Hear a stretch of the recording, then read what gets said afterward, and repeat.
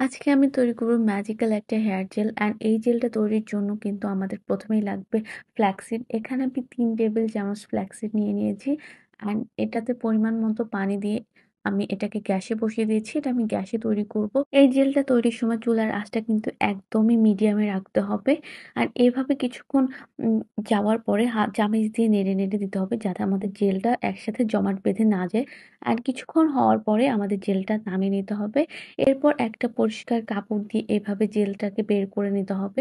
একটু ঠান্ডা হলে যাতে গরম না থাকে। গরম থাকলে কিন্তু হাত পুড়ে যাওয়ার পসিবিলিটি থাকবে। এভাবে ঠান্ডা হওয়ার পর পরিষ্কার কাপড় দিয়ে আমরা জেলটা বের করে নেব। তো আমি এখানে জেল বের করে নিয়েছি। এখন আমি আমার হেয়ারে জেলটাকে এপ্লাই করব। তো এখানে দেখো আমার হেয়ারটা কিন্তু একদমই ড্রাই অ্যান্ড ড্যামেজ। আমার নিচের লেয়ারের অংশটুকু অনেক বেশি ড্যামেজ হয়ে গেছে হেয়ার। তো এই হেয়ার জেলটা কিন্তু আমরা স্ক্যাল্প থেকে পুরো হেয়ারের লেন্থ অনুযায়ী এপ্লাই করতে পারবো অ্যান্ড এটা কিন্তু আমরা স্ক্যাল্পে মাসাজ করে করে ইউজ করতে পারবো। তো আমি এখানে আমার ফুল হেয়ারে জেলটা অ্যাপ্লাই করে নিচ্ছি। অ্যান্ড ফ্ল্যাক্সিড আমাদের হেয়ারের জন্য কি কাজ করে?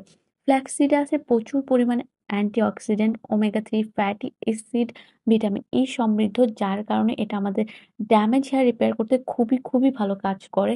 অ্যান্ড এটা আমাদের চুলকে সফট স্মুথ হাইড্রেট করে। আমাদের হেয়ারের খুশকির সমস্যার সমাধান করতেও কিন্তু ফ্ল্যাক্সিড খুবই কার্যকরী ভূমিকা পালন করে। এটি আমাদের হেয়ার থেকে ক্ষতিকারক ব্যাকটেরিয়া প্রতিরোধ করে চুলকে খুশকিমুক্ত করে। আর ফ্ল্যাক্সিড চুলকে সুস্থ মজবুত করতে অনেক সাহায্য করে অ্যান্ড চুলের ফলিককে পুষ্ট করে চুলকে মসৃণ ও স্মুথ করে তোলে। তো ফ্ল্যাক্সিড আমাদের হেয়ার প্লাস স্কিনের জন্য কিন্তু খুবই ভালো কাজ করে।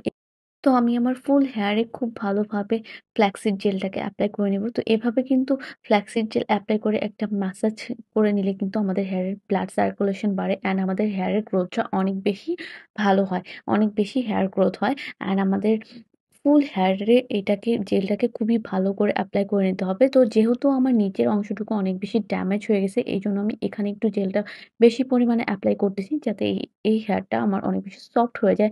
নিচের লেয়ারের অংশটুকু অনেক বেশি সফট হয়ে যায়। তো এর সাথে কিন্তু তোমরা জেলের সাথে চাইলে একটু aloe vera gel and almond oil mix করে নিতে পারো। আমি একদম জেলটাই এপ্লাই করে নিয়েছি। কজ আমার কাছে এখন অ্যালোভেরা জেলটা ছিল না এভেইলেবল, দ্যাটস ওয়াই। তো তোমরা চাইলে কিন্তু অ্যালোভেরা জেলটা দিয়ে নিলে এটা কিন্তু আরো বেশি সফট করবে আমাদের হেয়ারকে। ন্যাচারাল অ্যালোভেরা লিভটা অথবা তোমাদের বাসায় যদি অ্যালোভেরা জেল থাকে সেটাকেও তোমরা নিয়ে নিতে পারো। তো আমি আমার হেয়ারটাকে এখন ছোট একটা বান করে নেব। এভাবে 30 মিনিট রাখার পরে একটা ন্যাচারাল শ্যাম্পু দিয়ে আমি আমার হেয়ারটাকে শ্যাম্পু করে নেব। তো আফটার হেয়ার ওয়াশ দেখো আমার হেয়ারটা কত সফট অ্যান্ড স্মুথ হয়ে গেছে। আমার হেয়ারের নিচের অংশটুকু কিন্তু অনেক ড্রাই অ্যান্ড ড্যামেজ ছিল। তো দেখো এটা একদমই সফট অ্যান্ড স্মুথ হয়ে গেছে।